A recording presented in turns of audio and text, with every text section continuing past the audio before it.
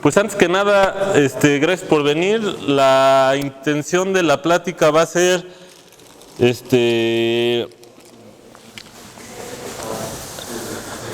tratar de dejarles la idea de que la mecánica puede ser una fuente de geometría, y la palabra geometría es muy amplia.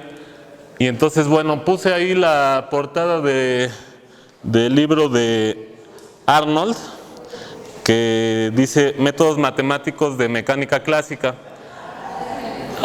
¿Podrían cerrarla? Y entonces, gracias. Y entonces, pues, los métodos a los que Arnold se refiere, Arnold tiene un punto de vista que es geométrico, básicamente.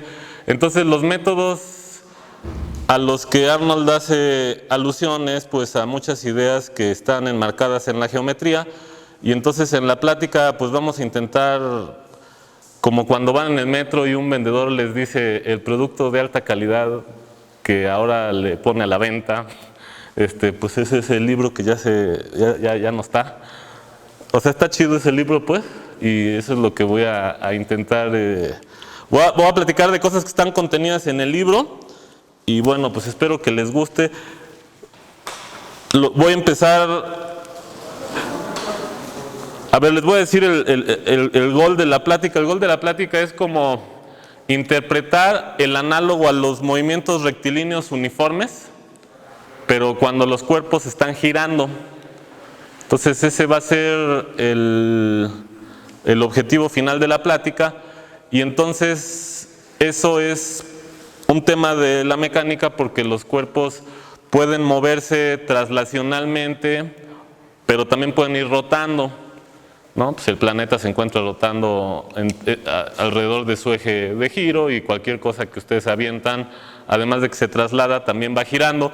Y entonces, pues los cuerpos giran, y entonces pues tiene una aplicación directa a la mecánica esto de los giros.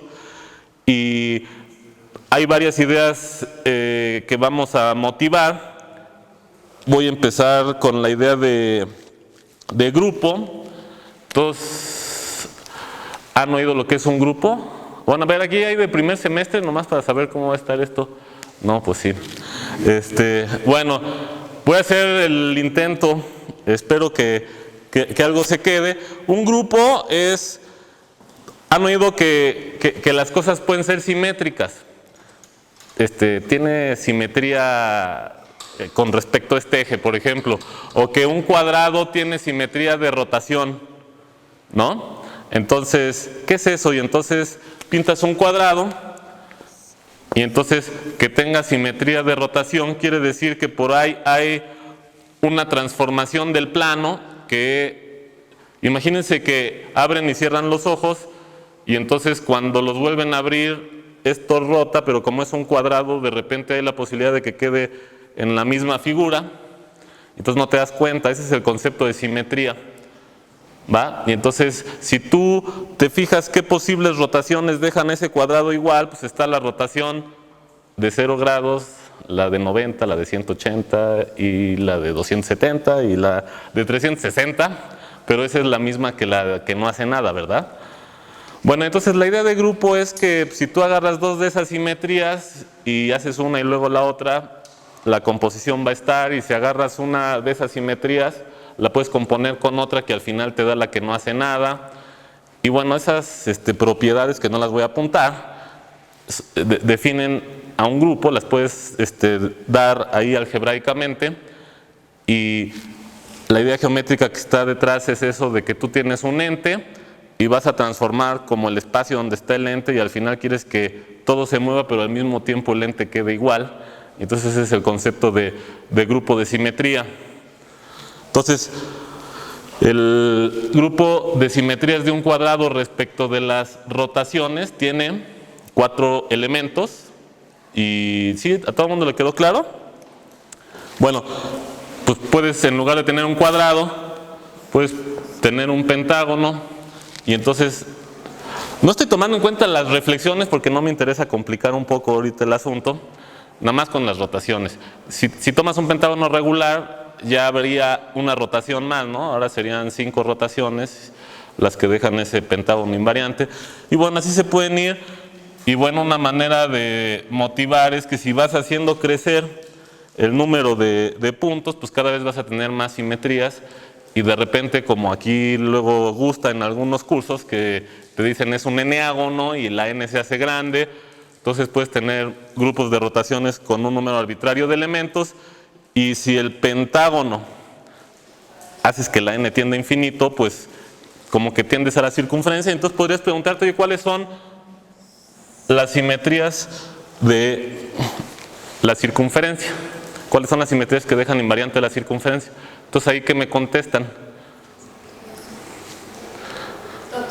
¿Eh? Todas las rotaciones, muy bien. Entonces ahora el conjunto es el conjunto de todas las rotaciones, pero fíjense que todas las rotaciones ya se hizo como más gordito, no sé cómo decirlo. ¿Cuáles son todas las rotaciones? Pues tantos como número real. Bueno, si lo ves así desde el punto de vista de teoría de conjuntos, tendrías razón, pero las rotaciones no son pues todos los reales si te pones así más estricto, porque pues puedes empezar a rotar, a ver, supongan que en radianes, ahora para hacer que ya estamos en la facultad, de 0 a 2pi, o sea 2pi son 360, cuando rotas 2pi regresas a la rotación que no hace nada, que se llama identidad, y entonces pues es como un intervalo. A ver, el conjunto de rotaciones es como un intervalo donde este es rotar por 0 y este es rotar por 2pi, pero estos dos son la misma rotación. Entonces, pues como que hay que identificarlos, y entonces resulta que el conjunto de todas las rotaciones, si haces esta identificación, pues vuelve a quedar un círculo, ¿no? Y entonces, bueno, pues hacia allá quiero ir. Ya les motivé el concepto de grupo.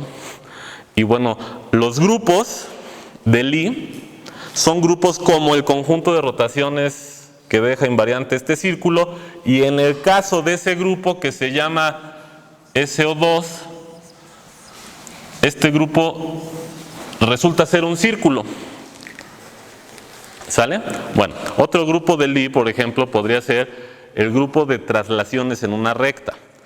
Para cada vector, tú trasladas la recta a ese vector, y eso forma también un grupo, compones dos de esas y es otra traslación, y bueno, cumple las propiedades del grupo. ¿Y cuántos hay al final? ¿Cuántas traslaciones hay? Pues tantas como la recta, y entonces ahí hay otro grupo de Lie que es las traslaciones en la recta, y sería otra vez una recta en este caso. ¿Sale? Y bueno, hay, a ver, les voy a decir otros ejemplos. Por ejemplo, ya llevaron, a ver, los que son de primer semestre, pues no van a haber llevado, pero por ejemplo, la rotación es una transformación del plano en el plano, que si es en torno el eje es el 0, deja quieto el 0. A ver, les voy a dar otros dos ejemplos, o tres. Y entonces, esa transformación del plano en el plano es un ejemplo especial de funciones de R2 en R2. Y esas funciones o transformaciones, porque es biyectiva y además es lineal. Entonces, por ejemplo, una transformación lineal de R2 en R2 que sea biyectiva, aunque no sea una rotación, una biyectiva con otra biyectiva, las compongo y me vuelve a dar biyectiva, y va a resultar que esas transformaciones pues se portan bien y forman un grupo, ¿sí? Y entonces es otro ejemplo de grupo, el general lineal de dimensión 2 sobre los reales. Nada más que ahí ya para una plática, pues los de primer semestre a lo mejor no van a agarrar así mucho, pero este grupo, si les digo, a ver, ¿qué tan grande es? Fíjense que los grupos que habíamos visto al principio eran el círculo, o el de traslaciones en la recta era una recta, y ambos son localmente, si meten zoom así como en la computadora, bueno, esto pues ya de entrada es una recta, y aquí si meten zoom esto es como una recta, y entonces eso intuitivamente es algo que se llama la dimensión del grupo, la dimensión de la variedad. No he dicho que es una variedad, pero una variedad es como el círculo. como la recta, y los grupos de Lie van a ser grupos y al mismo tiempo son variedades. Un ejemplo de variedades, así ya para que se vayan rápido con algo, es la esfera. O sea, el conjunto de puntos que están a distancia 1 en R2 y les da ese círculo que le pueden poner ese 1. Y si se van a la siguiente dimensión es el balón de fútbol, este es S2, esta es otra variedad, S3 y así puntos suspensivos. Esos son ejemplos de variedades. Otro ejemplo de variedades, ven que hacen R2 agarrando R cruz R, es como el producto cartesiano. Y entonces otro ejemplo de más variedades, soy un desmadre por esto del pizarrón, es agarrar un S1 cruz S1 y entonces es como agarrar un círculo así y otro círculo así. Entonces te queda un todo, ¿no? Ese es otro ejemplo de variedad. Por cierto, ese también es, fíjense, esto es algo sutil de contestar. Un grupo de Lie es grupo y variedad. Y por ejemplo, yo les he dado ya algunos ejemplos de variedades y alguien podría decir, todos esos pueden ser grupos o no. No me voy a meter en eso, pero por ejemplo, de las esferas, esta no es grupo, pero el toro sí. Y bueno, es algo que luego no es tan fácil, es sutil esa pregunta, te dan una variedad y contestar si es grupo o no. ¿Sale? Bueno, todo esto que estoy intentando ir presentando tiene que ver con el movimiento del cuerpo rígido en mecánica. Y bueno, entonces, recapitulando, estoy motivando el concepto de grupo de Lie. Para que sea un grupo de Lie, tiene que ser al mismo tiempo grupo y variedad. ¿Sale? Por ejemplo, para generalizar otro poquito y tener otra familia de ejemplo, las traslaciones en el plano, ¿cuántas hay? Pues agarras un vector en el plano y trasladas por esa flecha y entonces hay tantas traslaciones como esa flecha y es un plano y las traslaciones en R3 y así te la vas llevando. Entonces ese es otro ejemplo así como sencillo. Ahora, ¿dónde se empiezan a complicar las cosas? Por ejemplo, en se empiezan a complicar un poco las cosas porque ¿qué dimensión tiene esto? Y entonces a lo mejor ya no está tan sencillo que digan así qué dimensión tiene, sobre todo si van en primer semestre. Pero no importa, me pueden creer que la dimensión de esto es 4, porque así intuitivamente una transformación lineal tiene asociada una matriz de 2 por 2. Y si tú pones en la matriz de 2 por 2 4 números, pues tienes como R4. Cada función lineal de R2 en R2 viene representada por una matriz, ahí hay 4 entradas reales, y entonces uno podría decir, esa es la dimensión de pero hay que tener cuidado porque no todas las matrices, ¿sí?, van a ser transformaciones lineales. ¿Por qué? Porque puede haber una función lineal de R2 en R2 que te proyecte tú en una recta y esa no sería buena para el grupo porque no tendría inversa. Entonces hay que quitar algunas de las transformaciones dadas por matrices y las que hay que quitar son las que tienen determinante 0. Entonces si agarras al R4 y le quitas esto, te da esto. Y así, una idea así intuitiva resulta ser, imagínense que el R4 es como un mundo de 2 dimensiones, a ver, voy a usar aquí, un mundo de 2 dimensiones, quitar las que tienen determinante 0 intuitivamente es como quitarle un pelo que no quita mucho. Sí, si tú le quitas una recta al plano, como que lo que te queda sigue teniendo 2 dimensiones, bueno, en fin, este grupo tiene dimensión 4. Y ya con tienen muchos ejemplos porque pueden agarrarse las transformaciones lineales invertibles de R3 en R3 y las de R4 y etcétera, y todas esas forman grupos, ¿sí? Son grupos de Lie. Y bueno, en fin, tienen dimensión n al cuadrado, pero ya no me voy a meter en eso, o sea, ahorita quiero solo poner algunos ejemplos. Fíjense que voy a apuntar estas porque aquí va a estar el grupo que me va a interesar. Estas, como les había dicho, estas transformaciones lineales vienen dadas por matrices de 3 por 3. Si tú quitas las matrices que tienen determinante 0, resulta ser que quitas algo, esto créanmelo tantito, resulta ser que quitas algo de dimensión 8 en R9. Es como esto, estás en una dimensión grandota y le quitas algo de una dimensión menos y al final no le haces cosquillas. Bueno, este grupo tiene dimensión 9. Dentro de ese grupo va a estar el grupo al que quiero llegar al final de la plática. El grupo al que quiero llegar al final de la plática es el grupo de las rotaciones. Una rotación es una cierta transformación lineal especial de este grupo, que tiene 9 dimensiones. Y por cierto, ahí hay ya un concepto de subespacio, en este caso subgrupo. O sea, el grupo de las rotaciones va a ser un subgrupo de este. ¿Sale? Pero bueno, a ver, ya, me entendieron un poquito lo de grupos de Lie, más o menos. Es que ahorita voy a dejar pendiente. A ver, el grupo que yo quiero hacia el final es este.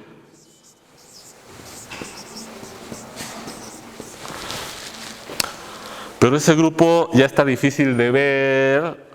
Bueno, todavía se puede ver algo, pero ya está difícil de ver si es la primera aproximación con los grupos. Entonces déjenme, voy a ponerles el problema que quería analizar en una dimensión menos y vamos a verlo ahí. Entonces en esa dimensión menos es, imagínense que yo los proyecto aquí. ¿Han oído hablar de Planilandia? Entonces imagínense que los hago su sombra y entonces, a ver, un cuerpo rígido es esto, ¿no? Y avientas eso, y para los que son físicos, esto se va a trasladar y al mismo tiempo va a ir rotando, y entonces hay un punto en torno al cual va rotando, que es el centro de masas del objeto. Y entonces yo quiero que ustedes imaginen un objeto que avienten y que se vaya moviendo, pero ahora en 2 dimensiones. Entonces si tienen 2 dimensiones, el borrador sería un cuadrado, y entonces ese cuadrado va girando. ¿Sí lo ven? Pero entonces cuando me voy a 2 dimensiones las cosas se van a simplificar. Déjenlo hago. A ver, ¿cuál sería el balón de fútbol de un ser plano?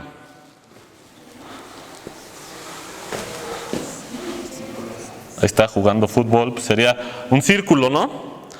Entonces, a ver, imagínense las rotaciones en un círculo. Y entonces fíjense, ya sabían que el círculo es el conjunto que tiene que ver con las rotaciones.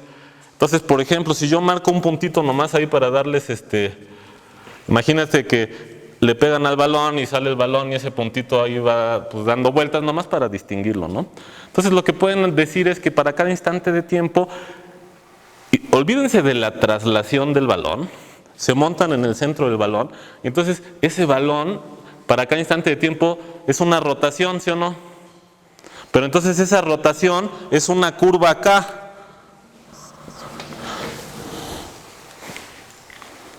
¿Sí ven a qué me refiero con que es una curva? ¿Sí? ¿Sí todo el mundo me entendió eso o no? Bueno, si es que para cada instante de tiempo te fijas cuál es la rotación. A ver, marcas en t igual a 0 la posición del balón y decretas, esa va a ser la identidad. Y luego se empieza a mover, a rotar el balón. Entonces para cada instante tienes una rotación, entonces vas a tener una curva de rotaciones. ¿Te refieres a una composición de rotaciones? Una curva de rotaciones es que para cada instante de tiempo tienes una rotación, es decir, una transformación lineal que es una rotación. A ver, perdón. ¿Estás viendo la curva en el plano? No, bueno, sí, no. O sea, es que es una curva en el grupo de rotaciones que actúa en el plano. Por ejemplo, o sea, también actúa en el plano. Pero digamos que el grupo de rotaciones es S1. Ajá. Entonces vas a dibujar en S1 una curvita. Sí. Dentro de S1. Ajá. O sea, ahí les voy a decir hacia dónde intento ir. A ver, la Tierra, a ver, me voy a una dimensión extra. O sea, no lo sentimos, pero la Tierra ahorita está girando respecto de su propio eje. Y entonces vamos ahí todos pegados ahí y está girando. Pero entonces ese movimiento es como el análogo a los movimientos inerciales de movimiento rectilíneo uniforme respecto de la traslación. ¿Sí? O sea, hacia dónde voy es, ¿cuál es el escenario de los movimientos rectilíneos uniforme respecto de las rotaciones. Y entonces es un escenario que va a tener un análogo a las líneas rectas.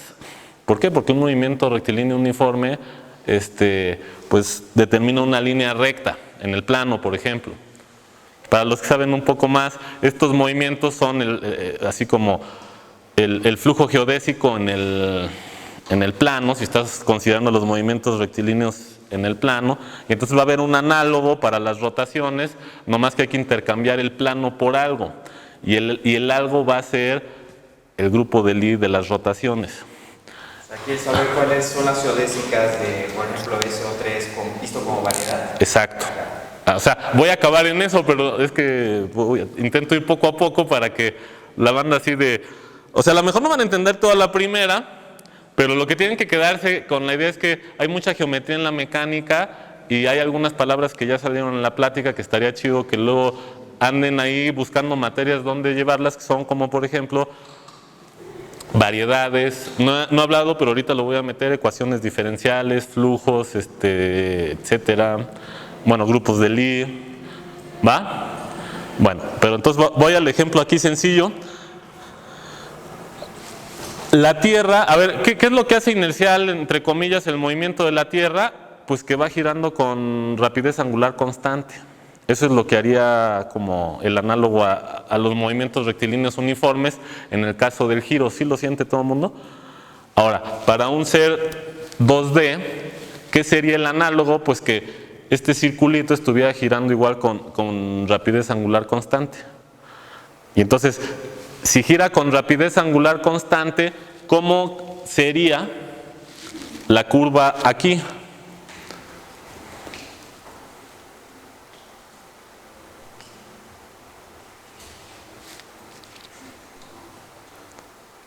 Chin, se hizo el silencio.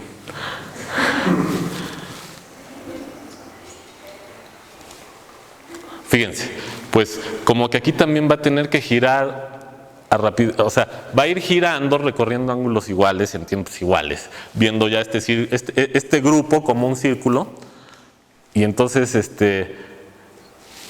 sea, esa va a ser la propiedad que ando buscando, pero ahorita les voy a dibujar otra cosa. Imagínense aquí que tuvieran un punto que va girando y de repente hace así. Eso lo que quiere decir, cada uno de estos puntos representaba una de estas transformaciones, y entonces quiso decir que el planeta bidimensional, pues de repente algo lo tenía que estar acelerando, ¿no? Y entonces, para que sea inercial allá, pues también tenía que ir girando así intuitivamente a rapidez angular constante. ¿Sí, más o menos? Ahora, ahí les va, a ver, voy a pintar, déjenme ver porque se me va a hacer tarde. El conjunto de los movimientos rectilíneos uniformes, imagínense que están ahorita en una recta. Y entonces les pongo esta ecuación. A ver, la mecánica, en el libro que ahí todavía sigue, la mecánica tiene varias ópticas, y la óptica más sencilla, la inicial, es estudiar esto: F igual a M por A.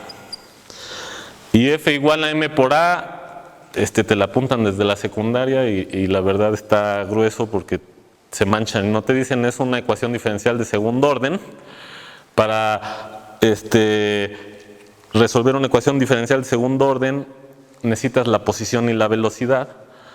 Esa ecuación diferencial la puedes ver, no lo ves en secundaria, pero ya aquí, por cierto, si les gusta la plática y quieren, vamos a un seminario de ese libro, están invitados, aprovechando y también aquí, aprovechando otro comercial, el compañero que está ahí arriba, uno de los compañeros, fue estudiante del maestro que hizo el libro, y nos va a dar una plática el lunes. Y estamos viendo dónde, me iban a decir, y bueno, también ahí pronto los invitamos. Ya cierro el comercial. Bueno, de hecho ese libro, en las primeras hojas, empieza con esta ecuación, y está difícil. Esa ecuación es una ecuación diferencial de segundo orden. Se pueden resolver algunas cosas en casos muy, muy específicos, pero por ejemplo, si la fuerza es 0, que es el caso que les quiero poner, y la masa háganla igual a 1, entonces, que la aceleración sea cero. ¿Qué quiere decir una solución a que la aceleración sea cero? Vamos a suponer, para simplificar, que nuestro mundo es una recta, y si nuestro mundo es una recta, los movimientos que tienen aceleración cero son los movimientos rectilíneos uniformes. Pero lo que yo quiero mostrar es que toda esta ecuación lo que codifica es una ecuación diferencial de segundo orden que depende de posiciones y velocidades, y el espacio de posiciones y velocidades, si supongo que el mundo es una recta, va a ser un plano, donde aquí traigo las posiciones y aquí traigo las velocidades. Y entonces fíjense, a ver, les pinto porque este es de los pocos que se pueden hacer y todavía ver, ¿verdad? Miren, aquí tengo mi espacio donde se van a mover las cosas, y las alturas son las velocidades. Y entonces, por ejemplo, a ver, se los pinto, no sé si me va a dar tiempo, a ver. Por ejemplo, una recta que pasa por este punto con esta velocidad, con un vector velocidad de este tamaño, es una solución a esto, pero yo la puedo ver en este espacio más grande. Esa velocidad la pongo aquí arriba, y entonces por ese punto va a pasar esta línea recta. A ver, esto créanmelo, porque no va a dar tiempo ahorita de decirlo todo así bien. Y aquí se va a ir moviendo en esa recta roja con una velocidad de este tamaño constante, pero se está moviendo en un espacio que no es el original, es un espacio más grande. Sin embargo, si yo la proyecto al espacio original, que era este, que voy a poner en negro para distinguirlo, obtengo una solución de mi ecuación diferencial del principio, que era un movimiento rectilíneo uniforme. Entonces fíjense que tengo un flujo en un conjunto más grande. Si yo me voy aquí a una más arriba, por ejemplo esa sería una recta que trae la información de esta altura, sería la velocidad con la que se va moviendo para allá. A ver, aquí es como si pintaran una identidad, y esta es la velocidad, y aquí esta era la velocidad, y aquí esta era la velocidad, y las de abajo van para acá. ¿Sí me agarraron la onda? A ver, estas van para acá. A ver, entonces se imaginan ese flujo en R2. En R2, arriba de esta recta, todo va para allá, y mientras más arriba vas, la solución es una recta que se va moviendo más rápido, y hacia abajo van hacia el otro lado. Bueno, ese espacio contiene todas las soluciones a esta ecuación, que son los movimientos rectilíneos uniformes. ¿Por qué? Porque ¿qué necesitas? Un punto y una velocidad. Entonces, punto y luego velocidad, y entonces determinas un punto en el plano, y ahí la ecuación ya es de primer orden, y ya por ahí pasa una solución. Esa es una solución en el haz tangente, espacio de posiciones y de velocidades. La proyectas al espacio y te da una de las soluciones originales. Análogo, a ver, ¿me entendieron que este flujo en el plano codifica todas las soluciones a esta ecuación diferencial de segundo orden? Bueno, análogo a eso es preguntarse, ese objeto que rota a rapidez angular constante debe de tener algo parecido a esto. Y el algo parecido a esto va a ser, pone aquí en lugar de la recta negra, y entonces aquí por analogía ya lo puse, y ahora tienes que poner los espacios de velocidades, y entonces ahora vas a tener un cilindro.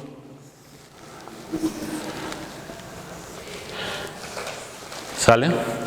Y entonces, análogo a estas soluciones que te codificaban los movimientos rectilíneos uniformes, vas a tener algo aquí que van a ser soluciones así. Te vas a una cierta altura y esto va a andar moviéndose aquí, y dependiendo de la altura, si yo subo más, este vector se hace más grande, ¿sale? Y para abajo irían girando hacia el otro lado, y entonces aquí voy a tener un flujo ahora en el haz tangente del círculo, y ese flujo me codifica todos los movimientos a rapidez constante de un ser en el plano.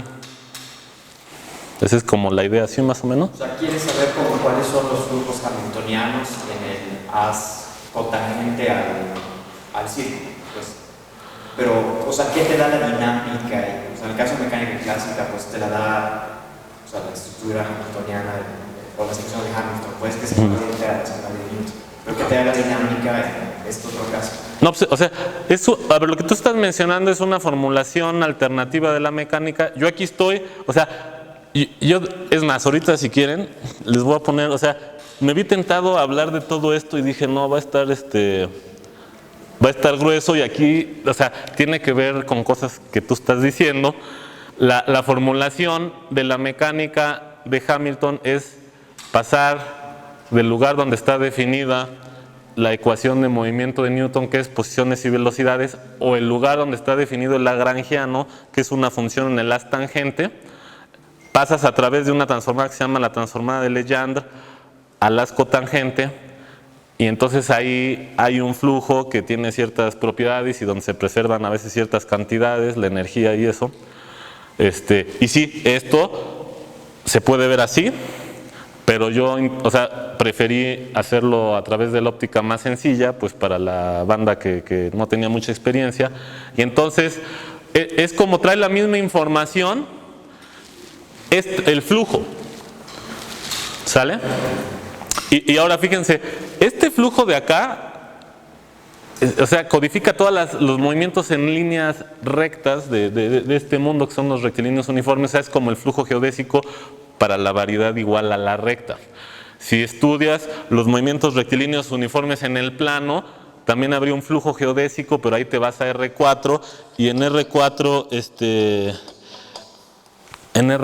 ya no puedes ver, ¿no? O sea, el haz tangente de R4 ya no lo puedes ver, pero habría un flujo en R4 que codifica todos los movimientos rectilíneos uniformes en R2, y análogamente habría un flujo en el haz tangente de R3, que es R6, que codifica todos los movimientos rectilíneos uniformes en 3 dimensiones. Entonces, yo les hice el ejemplo de juguete que todavía se puede ver, y entonces este es el haz tangente de la recta. O sea, nosotros no somos de una dimensión. El análogo a este tendría que estar en R6. Ahora, el ejemplo de juguete respecto de los movimientos inerciales de rotaciones, el análogo así del baby ejemplo es este.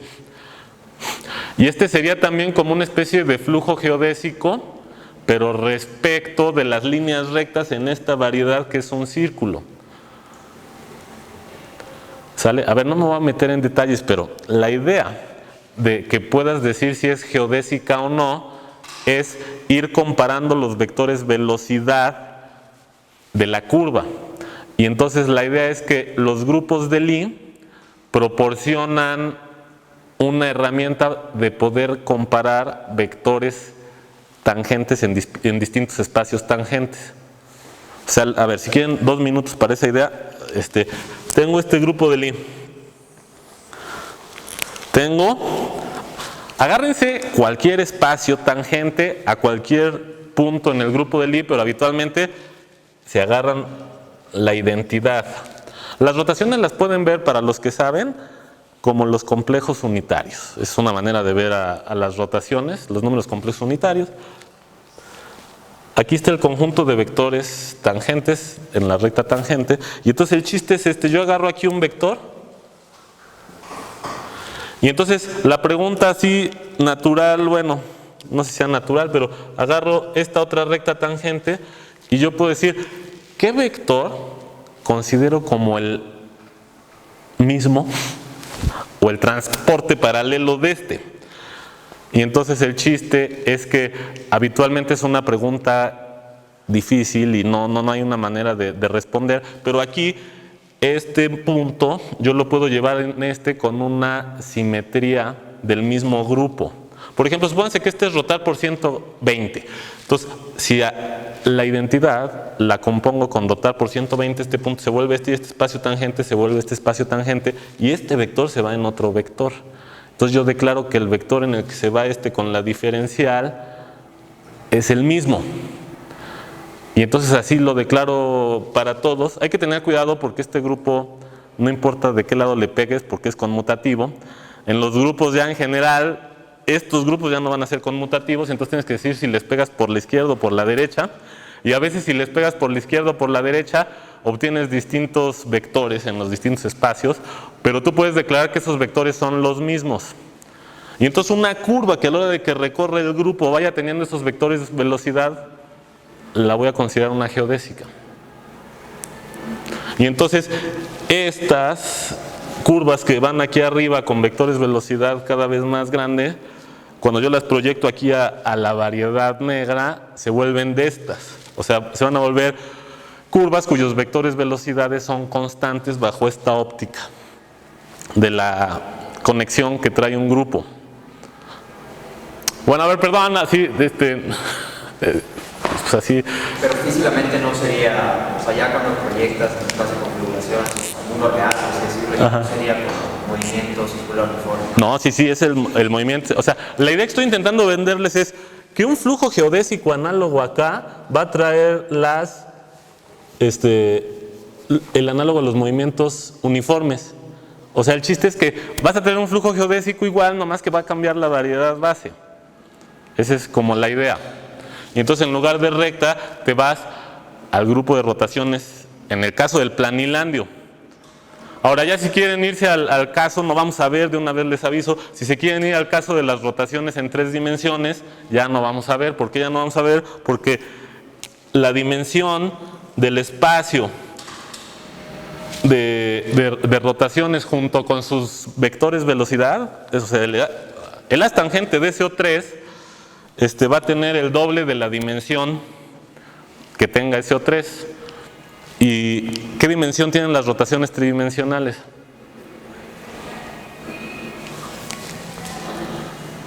¿Alguien sabe? Y si no, ahorita lo motivo rápido, pero me queda poco tiempo.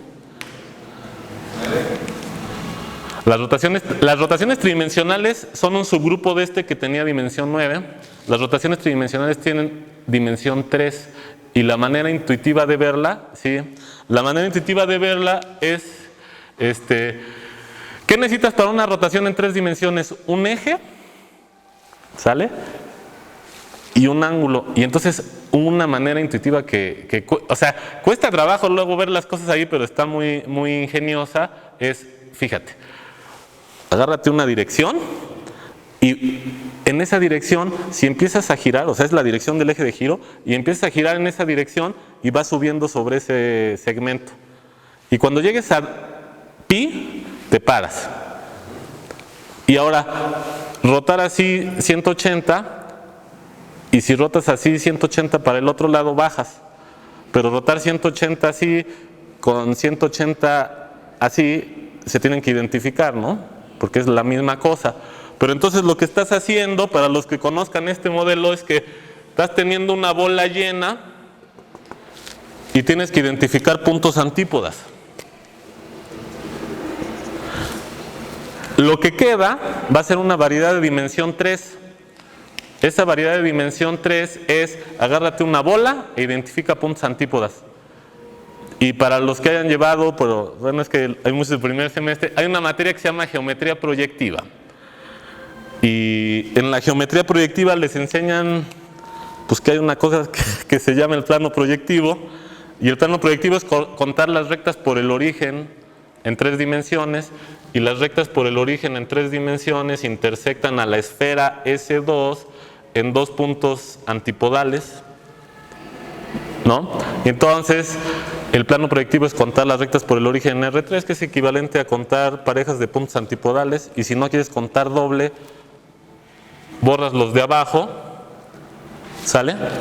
Pero tienes que identificar los del ecuador.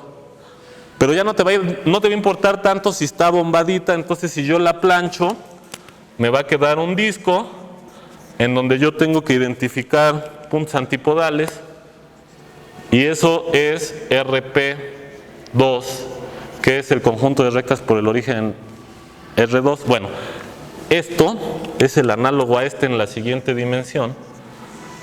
O sea, tienes la 3 esfera en R4, te preguntas por las rectas por el origen en R4, borras la mitad de la esfera y la planchas y te queda esto. Y entonces, por analogía, el SO3 es lo mismo. Esto es nomás por si ya habían oído algo de esto, si no, pues ya ni modo. SO3 es lo mismo que el conjunto de rectas por el origen en R4, o sea, RP3. ¿Sale? O sea, son difeomorfos. Bueno, son lo mismo, son igual. Bueno, ya. RP3. Ahora, esta es una variedad de dimensión 3 y aquí le estoy viendo. Lo malo es que aquí no, o sea, es como cuando, imagínense que un ser en el plano le dijeras, oye, imagínate el toro. Entonces la manera que tiene de imaginarse el toro es, ese cuate te pinta este rectángulo y te dice, y tengo, cuando voy corriendo por aquí, salgo por acá, y es lo más que puede hacer por las limitaciones en las dimensiones de su espacio. Pues estamos en el análogo, ¿no? Yo no puedo ver el RP3 o el SO3 en 3 dimensiones, pero alguien te dice, mira, tú vas ahí volando y pegas en este punto y sales por acá. Bueno, si estuvieras en más dimensiones, te diría alguien, ay, no manches, eso lo pegas así, te da una 3 variedad en R4 o donde quepa, que no necesariamente tiene que ser la siguiente dimensión, y entonces te da una 3 variedad. Ahora, fíjense, supónganse que esto, a ver, voy a pintar algo así, pues por pintar algo. Supónganse que esto es esto. Ahora, lo que yo tengo que hacer después, así como yo aquí construí el cilindro, es poner en cada punto el espacio de velocidades, pero ahora ese espacio de velocidades, como esta variedad resultó de dimensión 3, ese espacio de velocidades, pues es en cada punto un espacio tridimensional. Entonces lo voy a pintar así, por pintar alguna payasada. Y entonces ahí tengo, resulta que el haz tangente a SO3, pues sería una variedad de dimensión 6. Ahora, análogo a esto, por las simetrías del grupo de rotaciones, hay manera de conectar los vectores en los espacios tangentes y hay manera de poder decir qué es una geodésica. Bueno, entonces aquí el chiste es que yo tendría este espacio lleno de soluciones, así como allá. Bueno, voy a pintar ahí algo por... Cada una de estas se proyecta en una geodésica en SO3 y esa geodésica representa el análogo a los movimientos rectilíneos uniformes respecto de las rotaciones de cuerpos, un planeta que esté girando a rapidez angular constante.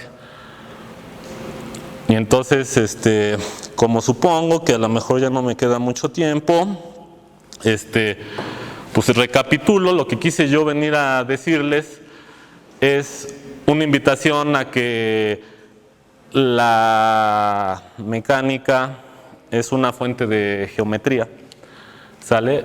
Y el análogo a los movimientos rectilíneos uniformes, desde el punto de vista de la geometría, de las variedades, etcétera, pues ya supone que manejen qué es una variedad, qué son las geodésicas en una variedad, y eso, como les decía, o sea, esto da para estarse... Es más, en el seminario te estás varias clases, incluso semanas, puedes estar discutiendo como la traducción entre lo que los físicos usan. Por ejemplo, el lado derecho es lo que los físicos acostumbran usar y tiene toda una interpretación geométrica y es pues bueno meterse ahí. No les hablé, pero bueno, sí les dije un poco de la conexión, un poco de las geodésicas. Eso ya implica algo de curvatura. La curvatura en los grupos de Lie está directamente relacionada con el corchete de Lie.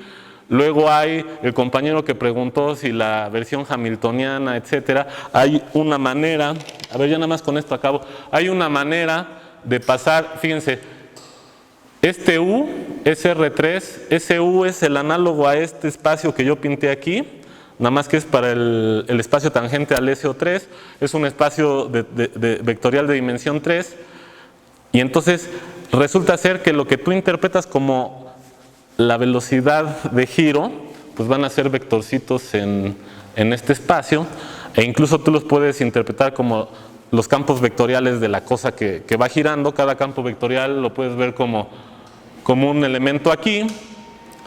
Este corchete de Lie en muchos libros luego lo ponen muy algebraico. Ese corchete de Lie esconde mucho de la esencia de la no conmutatividad desde el punto de vista geométrico. Bueno, se puede ver geométricamente de los grupos de Lie.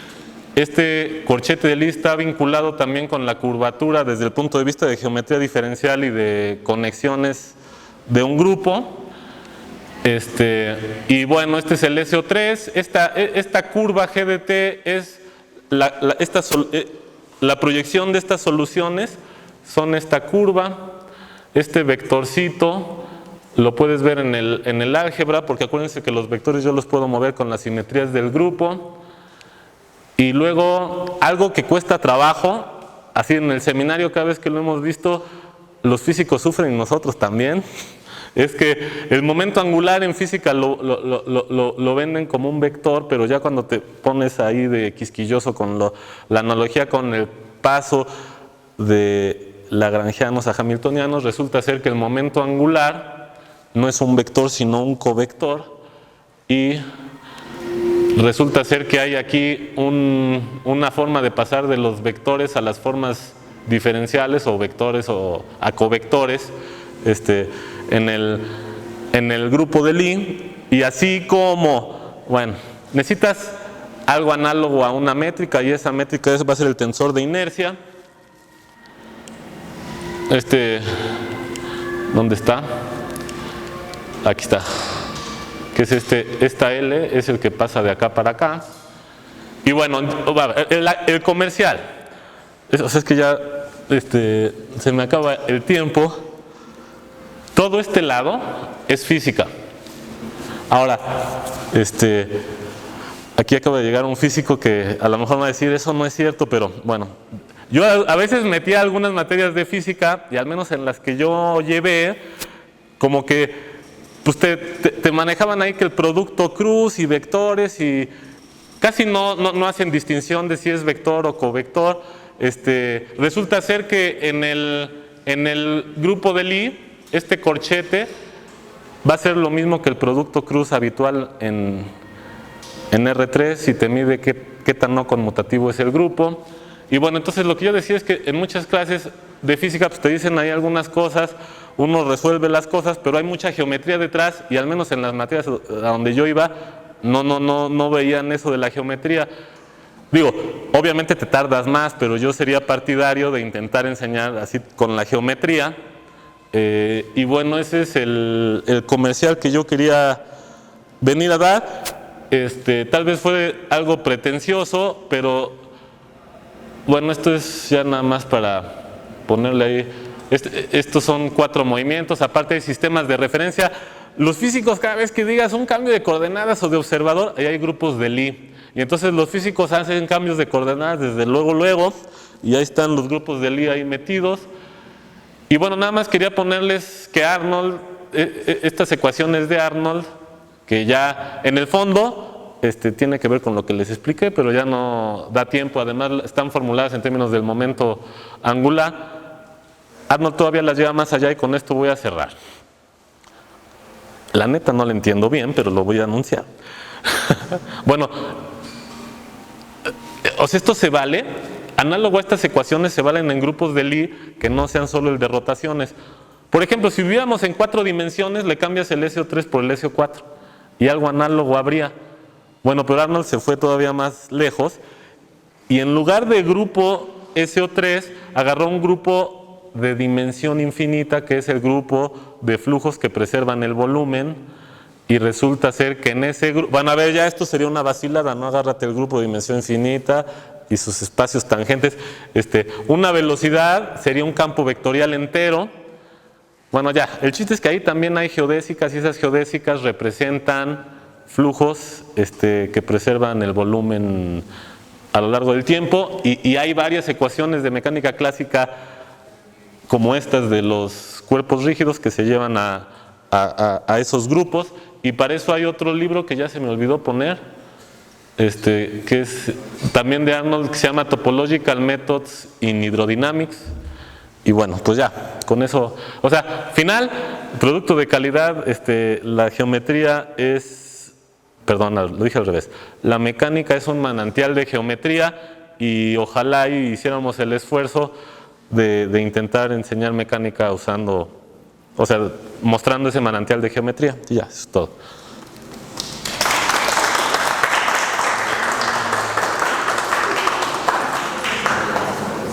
Pues sí. ¿Alguien tiene alguna pregunta? Pues, Yo creo, sí hemos dicho que la mecánica es una gran fuente de ideas geométricas, pero ¿tú cuál dirías que es lo que hace que este tipo de geometría esté tan vinculada con la física? Son los teoremas de conservación, ¿no? Bueno, leyes de conservación de la física, lo que nos da el enlace entre mecánica y física, ¿no? Entre la mecánica, que es una ciencia matemática, la física, que es el estudio de la realidad, y la geometría que nos estás presentando aquí, ¿no? Ay, pues la verdad no sabría bien qué decirte.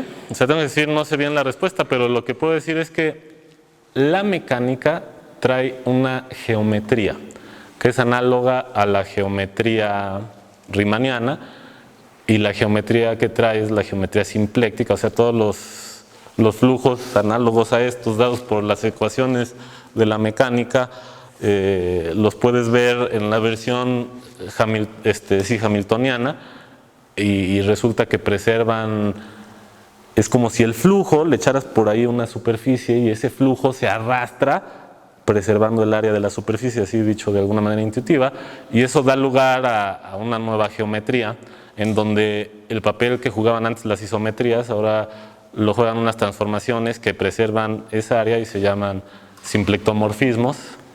Y ese es o sea, es como una geometría que sale de la mecánica, y ya luego los matemáticos dicen, el escenario de una geometría así, ¿qué tal si ya no quiero que sea el espacio el haz cotangente de algo? Y entonces nada más ya lo estudian en variedades de dimensión par, y no en todas se puede, y bueno, ya es toda una historia que tampoco me la sé bien, pero ahí está, geometría simpléctica, ahí está el comercial, vemos algo de geometría simpléctica en el seminario. La idea clave siempre es la preservación, ¿no? De cantidades, de magnitudes. Sí, sí. Tenemos un significado geométrico, pero son leyes de conservación física. Sí, está el teorema de Noether, sí. ¿Cómo viste? Si puedes repetir que es RP3 que es CO3. Ah, ¿cómo lo vi? Lo vi con la idea de, a ver, paso intermedio.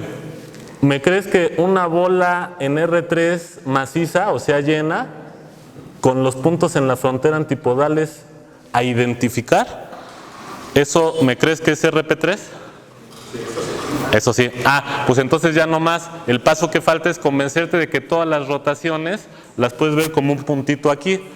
Y entonces el chiste es que las rotaciones, tú te fijas en el eje de giro, y entonces te vas, tienes, para cada eje de giro, tienes los ángulos. Creo que tienes una dirección y Ajá. rotas, pero lo que no ves es por qué identificas.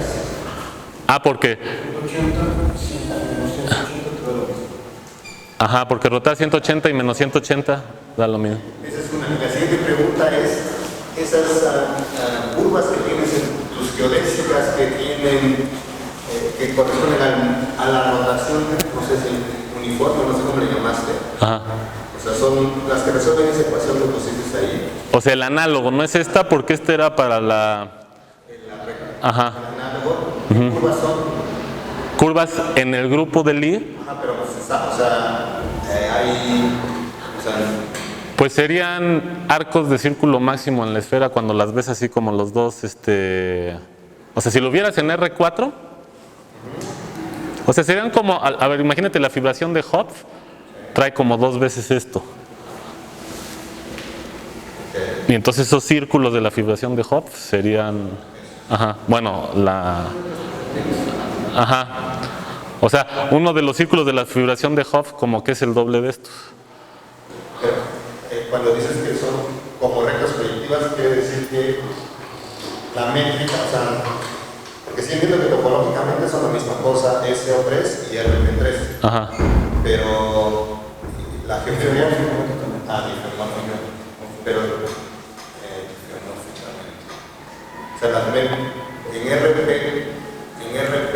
RP3 hay una métrica, no sé si subir una de esas. Puedes tener la tabla de la esfera.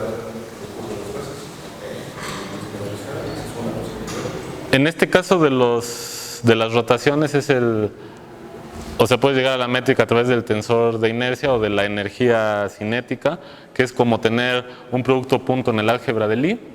y con las simetrías del grupo te lo llevas a todos lados, y esa es la métrica que es compatible con las líneas rectas de las que estamos hablando. O sea, En SO3. ajá.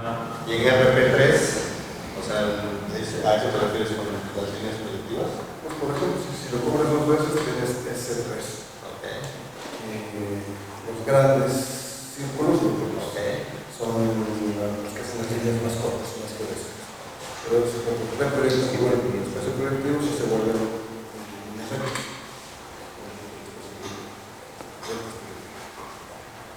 ¿Sí? Va, pues órale, pues ahora ya estuvo aquí, ya está el César, que es el siguiente ponente.